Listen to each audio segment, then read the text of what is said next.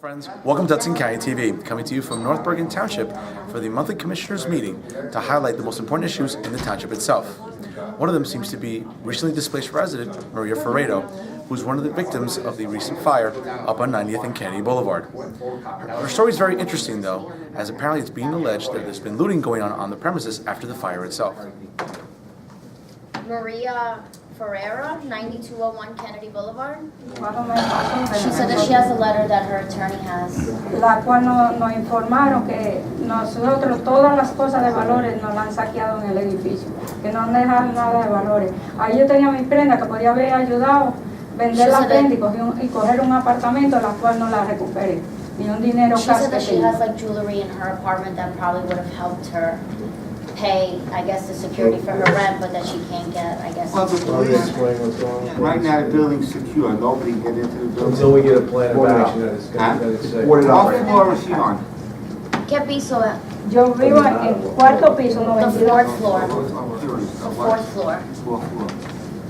Speaking today with Deputy Chief Gerald Sanzari, he provided some updates and also clarity about what the situation is right now and how the department is moving forward to obtain clarity for all the residents who were recently victimized by the fire. We had heard that same information within a week of the fire, right after the fire. We sent investigators, we interviewed all the people that were outside the building at the time.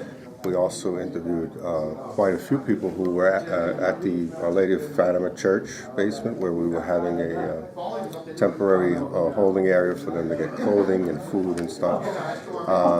Nobody came forward to say that they were an actual victim. A lot of it is just conjecture and rumor from what we can tell. Of course, we're still open to any investigation. If anyone has any specific information as to, whether anything was actually taken, we would investigate it thoroughly.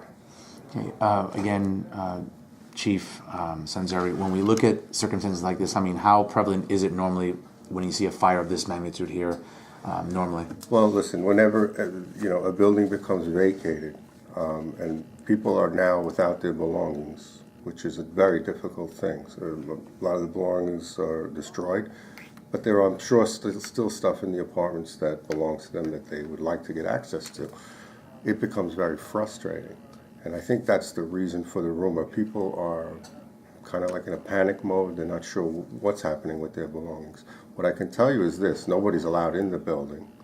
By order of the police, and the building management is on board with that. Was that effective that date on the 20th of September when the fire took place, or when did the police department decide? When the fire took place, right after the fire, they really didn't know the condition of the building, the extent of the damage. So initially the building inspector said, okay, they could go in, grab a few items and get out. Now they were escorted by the police. There was nobody that was just going in randomly running around the building. So whoever was allowed in on that day, and that Saturday and that Sunday, the only 2 days, whoever was allowed in on those days, they were escorted by the police. They took a few essential items that they needed, and they got out. It wasn't like they were going there with a moving truck to take their things in. And then it was determined that it was too dangerous to actually have people in there.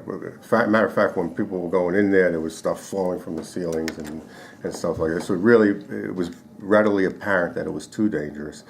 And the engineer's report said it was too dangerous. So we had to, at that point, have the building boarded up, and nobody could go in at that point. Okay. Moving forward now, what's going to be the process for these residents looking for any type of relief here, or at least clarity from these actions that have been going on? Okay, well, at this point where we're at now, the building management has taken control of the building. They are working closely with township construction officials, and we're waiting one more engineer report to say, yes, at this point, people can go back. And once that happens, we will set up, through the building management, I should say they will set up appointment times when people can come in, safely be brought to their apartment, get their belongings, and leave. And What's a good ballpark figure for that to take place? I would say within the next week or two, we should be at that point. Right now, from what I understand, there have been architects, engineers, surveyors, insurance companies, people like that going there with hard hats on, surveying the damage and so forth. And once we get that engineer's report, it should be taken care of immediately right after that. All right, well, Deputy Chief Stanzeri, appreciate a few minutes here on Hudson County TV and providing clarity, which I'm sure many residents are looking forward to And hearing. again, I'd like to say, if anybody does have specific information that they know that something was taken, we'd be more than happy to investigate that. We'd actually like to investigate. Is there a number of residents can call? Absolutely. Call the police department. We're open 24/7, 392-2100. We'll continue to cover events such as this in the weeks and months ahead. Thank you so much for watching. For more programming, please go to HudsonCountyTV.com. Don't forget to follow us on Facebook and Twitter. And as always, stay classy, everyone. Perfect.